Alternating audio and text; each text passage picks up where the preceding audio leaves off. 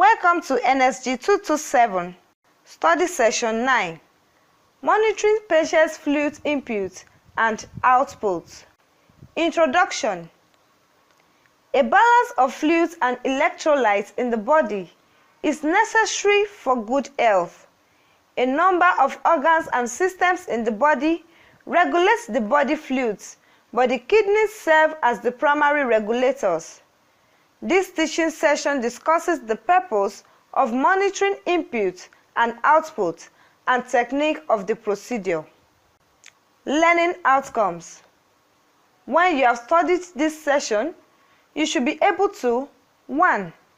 Define monitoring input and output. 2. State the purpose for monitoring fluid input and output. 3. State the technique of the procedure. Definition. It is defined as the measuring and recording of fluid intake and output, I and O, during a 24-hour period, which provides important data about a patient's fluid and electrolyte balance. Purpose for monitoring fluid input and output. 1. To assess patient's general health. 2. To monitor specific disease conditions. 3. To assess the fluid and electrolyte balance. 4. To assess the status of organs such as kidneys. Articles. 1. Intake and output form at bedside. 2. Intake and output graphic record in chart. 3. Bedpan or urinal or bedside commode. 4. Graduated drinking cup or tumbler. 5. Graduated container for output. 6. Clean gloves. 7. Sign at bedside that patient is on intake and output measurement. Step-by-step technique. Nursing action and rationale. 1. Identify the patient. Helps to obtain patient's cooperation and encourages patient's participation. 2. Explain the methods of maintaining intake and output. Provides for consistency of measurement. 3.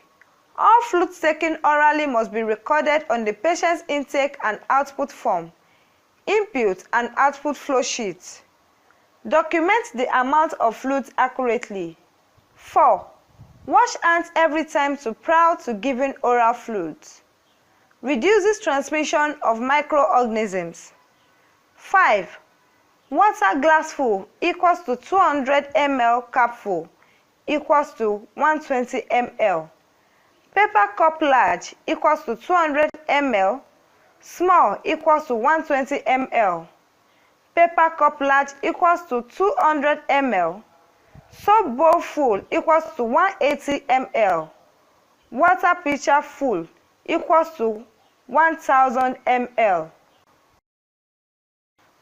Special considerations. 1. Follow universal precautions while handling patient's body fluid output, viz. Blood, urine, etc. 2. Remember that fluids taken to swallow pills must be recorded as intake. 3. Do not have visitors or family members empty bedpan, urinal, or catheter bags.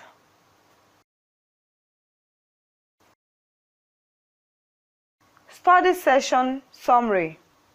In this teaching session, you have learned the purpose of monitoring input and output and technique of the procedure. End of study session 9. Thanks for listening.